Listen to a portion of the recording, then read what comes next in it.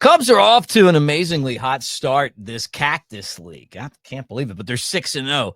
And we saw the guy that I really feel like could make an enormous impact for the Cubs this year, Hollywood Pete, do his thing. And I kept telling you guys, I saw this. You wouldn't believe it. And then, a couple of years ago, he didn't deliver. Last year, it took a while.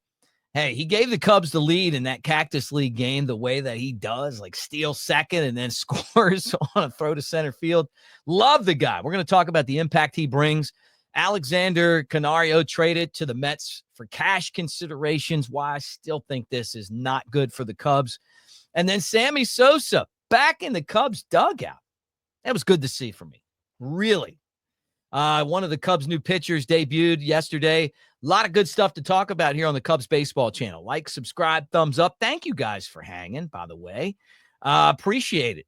I love that. Like, I can smell the hot dogs. I can taste the beer because baseball season, I mean, it's meet you in the bleachers.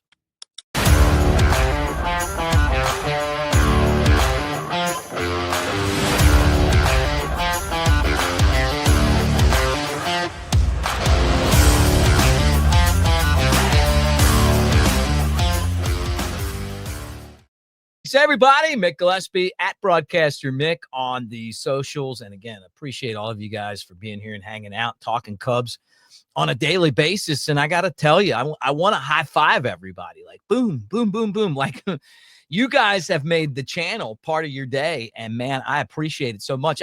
Get everybody in here. Beer on me. You're in the bleachers. Put it on me. Like, get them all. Like, give me some popcorn and peanuts down here. Thank you guys for hanging out and talking the Cubs on a daily basis. I really do appreciate it. And it is so much fun to get here and talk about the Cubs every single day. Now, a couple of years ago, remember it was the 2023 season. I kept telling you guys, I'm like, man, this guy, Pete Crow-Armstrong, Hollywood Pete, get him up there. He's going to make an impact, blah, blah, blah, And then they did. They promoted him to the big leagues, and it didn't work out. He stunk. I mean, like, really, he wasn't great in the field, which is like his thing. And then he got up 14 times and he struck out half of them and he didn't get any hits. And it was kind of disappointing. And so I'm like, well, I stood by him. I'm like, I really believe in this guy. And the Hollywood Pete nickname came from this. Talking to a scout, right, that covers the Cubs from another team. And this guy, Pete Crow-Armstrong, he's kind of got this Javy Baez to him, where he plays with a pizzazz. There's a fire. There's a little bit of style. There's some pimp in there. I get it. And I love that. Because I loved Javy Baez too. Even when he was coming up, loved him in the big leagues, and I still love him. And that so happens to be Pete's favorite player. But, this guy's like telling me, because Pete's parents are both actors in Hollywood. He's from there, and he's like kind of taking a shot at him a little bit, like, well, this Hollywood Pete guy, or Pete Hollywood or whatever. And I was like, man, watching him play and the electricity that he brings to the game and the way that he runs the bases and the catches that he makes and the fire, it is like Hollywood, man. Sometimes you see him do things and you're like, man, that's not something that you see every day, right? So I started calling him Hollywood Pete.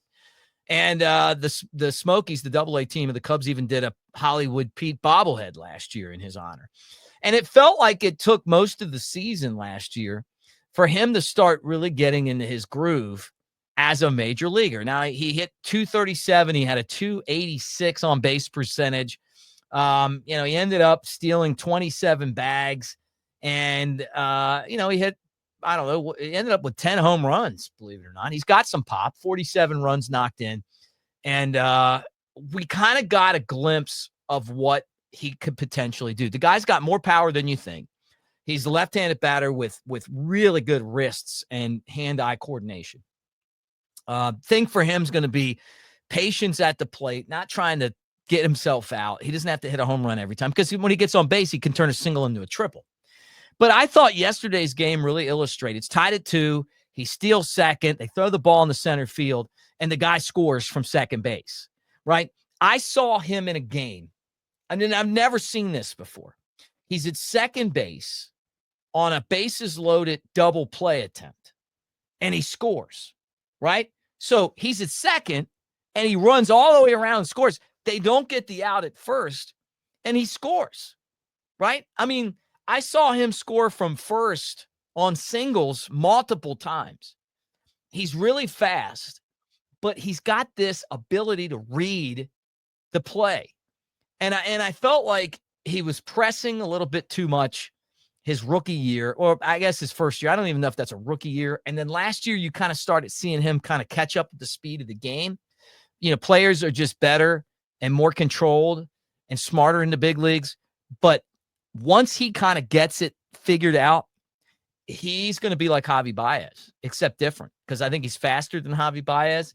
He doesn't have, I don't know that he's going to hit the power and drive in the runs that Javy drove in, but man, he's fun to watch, just like Javy was.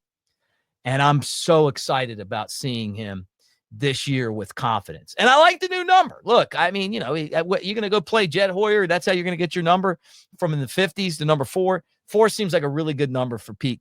So I'm excited about that. Cubs traded Alexander Canario to the Mets for cash considerations. And I'm still just kind of baffled. And you know, you saw the video, and if you didn't, go back and watch it. I did a video on why this bothers me. And it doesn't bother me that the Cubs don't think he's going to be a star player, even though I think he potentially could be. The guy hit 37 home runs in the minor leagues a couple of years ago. And then, you know, last year he had one of the most phenomenal games ever. You know, when he's driving like 7 runs in one game. The problem to me is the lack of vision that these guys have. That if you're not sold, or you go, you know what, I got Kevin Alcantara, and I do feel like Kevin Alcantara, the Jaguar, and Alexander Canario are very similar. And you're probably like, well, you know what, we got too many outfielders, whatever. So you give them to the Mets for cash considerations. You get nothing back for the investment that you made. This was part of the Chris Bryant trade with the Giants.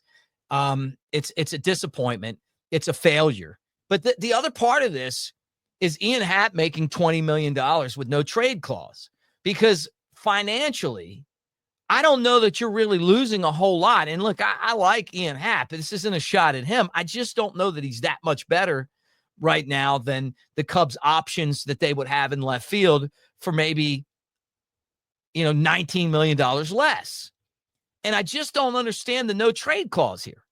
You know, it's like, why give them the no trade clause? I mean, you know, because you're stuck now where you can't get out of this. And financially speaking, left field is one of those positions where, you know, a guy like Canario, maybe you platoon him with somebody else, you save money, and then you spend $19 million more towards like a superstar player. Now, I think Happ's good. He's obviously a multiple-time Gold Glove winner. I like the fact that he can switch hit. He's patient at the plate. Look, I don't think he's a bum. Don't get me wrong. But what I'm saying is that you give yourself no flexibility with that no trade clause. You know, so Cubs are kind of stuck in that spot. And with the entire outfield situation, none of it made sense to me. You traded 2 third basemen for another outfielder. Then you sold the other guy that you had, which was a former MVP, for a no-name starting pitcher that couldn't break in with the Yankees, and some money, but you still had to pay money there. And then you got, you know, and now you're giving away one of your top 20. The guy's 24 years old, you know, so, you know, we'll see. Anyway, with all of that said, I hope it all works out, because it would be great if the Cubs were still able to overcome what was bad management. And this whole thing was bad management. I'm going to tell you this right here. And I know some of you guys cannot stand Sammy Sosa. I'm not in that camp. And I'm not a fan of the steroids era. And if you know me, I'm not. Forget it. It is so cool seeing Sammy Sosa in the dugout for the first time in 21 years. To know that he reconciled with the Cubs and he's back and he's talking to the young players. He's one of the greats of our franchise ever, you know, and I grew up watching him. I remember jumping around the house on the Sammy Sosa home runs and wanting to be Sammy Sosa, you know, and I know a lot of you guys know what I'm talking about. So it's cool. I like it. It really means a lot to see him back, humbled, and still one of the all-time greats. He's the all-time, one that has hit more home runs than most people ever in the game of baseball. And I enjoyed that. So cool. Cubs are 6-0 in Cactus League action. Another win, 4-2 over the Diamondbacks. Break them up, man. They're going undefeated. I feel like part of this is that everybody else is just kind of like, hey, we got to get our work in. And for the Cubs and even the Dodgers now, because they have that showdown in Tokyo, like it's like, hey, we got to get our work in, like we got to be ready for these 2 games in Japan. And don't discount the importance of those games. I mean, think about it. The season a couple years ago, we're 1 game out, so those games matter. It's a world stage. And then there's a marketing aspect of it as well. The Cubs and the Dodgers are 2 teams in the major leagues that have some significant stars from Japan. Now the Dodgers, they trump the Cubs, obviously, right? They got Ohtani, and then they got Sasaki, young star. They got Yamamoto, but the Cubs have their guys too. Suzuki, he's quietly one of the better hitters in the league, and then obviously Shota, who is so much fun to watch and is going to be the opening day starter in Japan. I can't wait. I mean, this is going to be so exciting to see this matchup. But anyway, these games matter, and I feel like the Cubs are kind of dialed in. Craig Counsell's like going out there, hey, let's try to win these games. And when you got guys like Pete Crow-Armstrong, they don't care that it's a spring training game. Like they're playing it like I want to win this game. And I love that. One of my favorite all-time Cubs, one of my all-time favorite players was a guy named Ryan Friel.